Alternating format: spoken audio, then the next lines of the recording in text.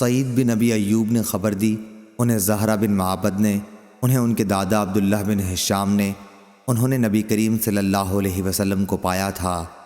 ان کی والدہ زینب بنت حمید رضی اللہ عنہا رسول اللہ صلی اللہ علیہ وسلم کی خدمت میں آپ کو لے کر حاضر ہوئی اور عرض کیا کہ یا رسول اللہ صلی اللہ علیہ وسلم، اس سے بیعت لے لیجئے۔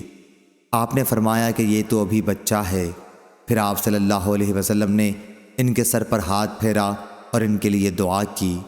اور زہرہ بن معبد سے روایت ہے کہ ان کے دادا عبداللہ بن ہشام انہیں اپنے ساتھ بازار لے جاتے، وہاں وہ غلہ خریدتے۔ پھر عبداللہ بن عمر اور عبداللہ بن زبیر رضی اللہ عنہ ان سے ملتے تو وہ کہتے کہ ہمیں بھی اس اناج میں شریک کر لو، کیونکہ آپ کے لیے رسول اللہ صلی اللہ علیہ وسلم نے برکت کی دعا کی ہے۔ چنانچہ عبداللہ بن ہشام انہیں بھی شریک کر لیتے اور کبھی پورا ایک اونٹ مئے غلہ نفع میں پیدا کر لیتے اور اس کو گھر بھیج دیتے۔ صحیح بخاری حدیث نمبر 2501 2502۔